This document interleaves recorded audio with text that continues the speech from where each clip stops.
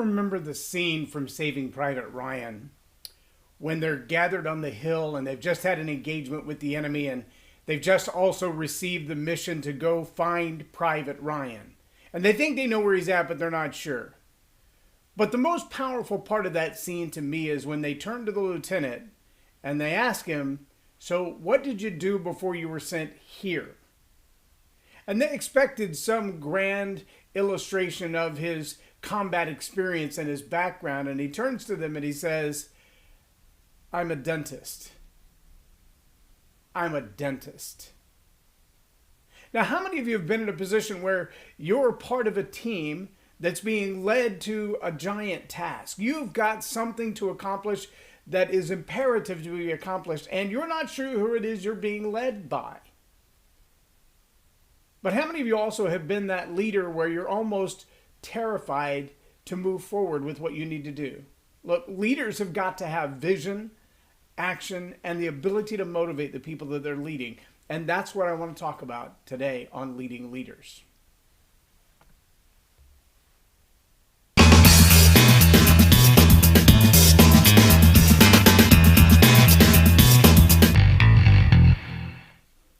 I'm J Loren Norris with Leading Leaders Podcast.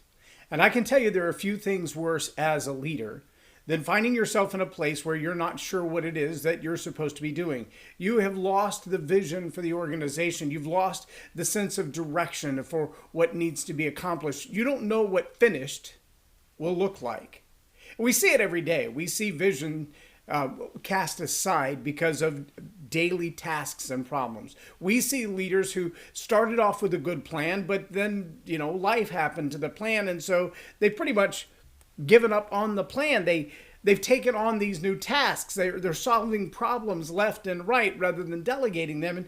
And all that's good and well to a degree. I mean, there's a period in time where the leader's got to be able to absorb every distraction and take on everything that's coming at them and continue to move forward. But what they cannot do is lose sight of the original vision that sent them into the project they're working on to begin with.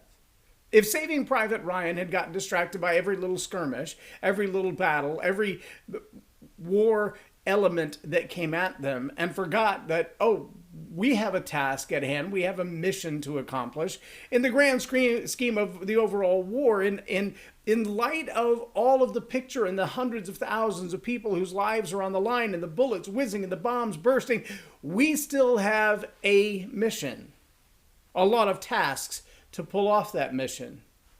The details, though, sometimes they fog the brain. I remember the first time I watched that Saving Private Ryan after we had set up our home stereo, our surround system. And my father-in-law had always just watched TV on the little, box.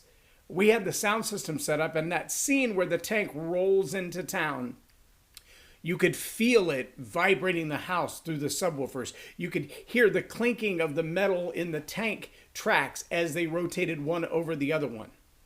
And you could see and feel and hear that transition almost 30 seconds before you could visually see the tank appear. See, those are the kind of details that a great film producer would put into the movie to create the ominousness of the approaching tank.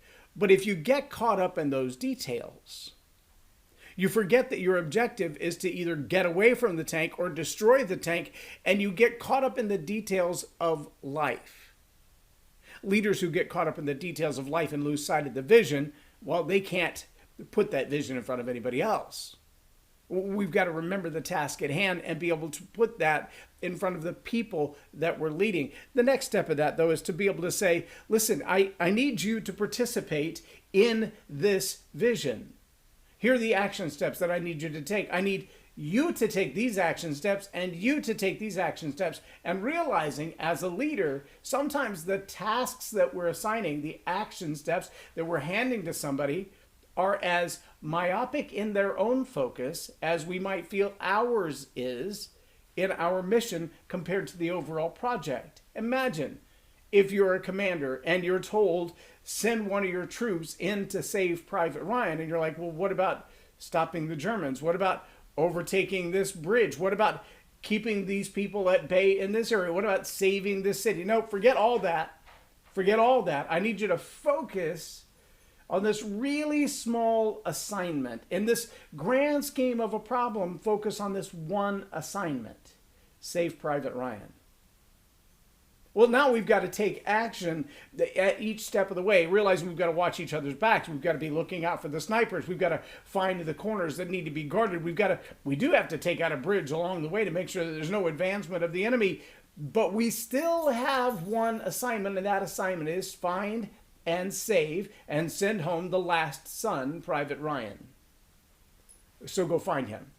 Now, meanwhile, as a leader, you've got to take action on your own particular tasks. You've got to make sure that everybody on your team, they have assigned tasks and that they're fulfilling those tasks. And sometimes you're going to find that in the midst of all of this, you have a team that has lost morale. They've lost the courage to challenge on. They don't feel like we can win this. And so the third assignment of the leader on a daily basis, once you have the vision and you've communicated it, you've taken action on the things that you're assigned to, and you've given action assignments to everybody on the team, you've got to find a way to motivate them. You've got to keep them charging forward in the hard tasks of realizing I'm caught up in the fog of war, so to speak, and it happens every day. We get caught up in the fog of the details. I was on my way to work, and I had a flat tire, and then when I pulled over for the flat tire, somebody hit me on the side of the road, and now my car is totaled, and it's going to take me days to get my car fixed or to find another one. And meanwhile, the boss is saying, yeah, but we have a client sitting in the office waiting on your report. Your report will make the difference whether we keep this client or not. Okay, so how easy is it to lose sight of the leader's assignment, of the leader's vision? How easy is it to lose your motivation for that assignment when the world seems to be falling apart around you? A sick one at home, whether it's a child or a parent, a spouse. Those types of things every day seem to plague us. Well, because we're alive and we live in a world that has problems. The job of the leader is to motivate people even when, and especially if, the world seems to be falling apart around them. And it's really easy to forget that as a leader, we have that role. It's really easy to try to think, well, I give them this task because I have the overall vision, and I'm going to find the part of the vision that is their job to accomplish, and I'm going to assign those action items to them, and then I'm going to wait until they're done with them. And if they don't get them done, then I'll fire them and plug somebody into that spot that will get those things done because I want to see people take action. No, that's not motivation. It's not. Because sometimes motivation asks the question, what moves you? What is your passion? What leads you? Maybe I've given you an assignment in this grand scheme that fits within your job description, but not your skill set. I had someone ask me the other day if I would serve on the board of an organization that I belong to. I said, well, what gaps do you have? And they looked at me kind of funny. They're like, oh yeah, well, we've got these 2 roles to fill. And then they described the 2 roles to me. And I said, I'm not at all opposed to serving on the board, but those 2 roles are way outside my skill set. And I don't just mean my comfort zone. I mean my excellence zone. Those are outside the ability for me to do them well, which would only lead to criticism for you and your team and no success for me.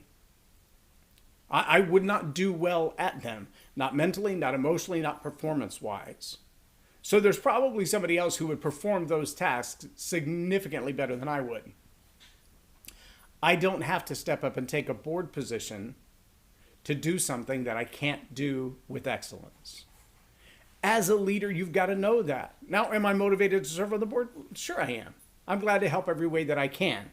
But I'm not going to do it at the detriment of the organization, and I'm certainly not going to do it when there's somebody who could probably fill that role better than I can, and they need the exposure and the opportunity of serving on the board. Why would I take that spot when somebody else can do it better?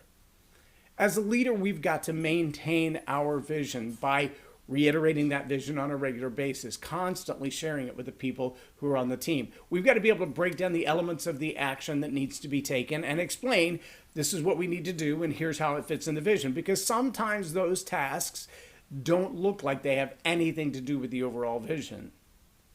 But we can never stop motivating in the way that motivates the individuals on our team, not the way that motivates us, but by speaking their love language. I had a chance to speak at an event this last week.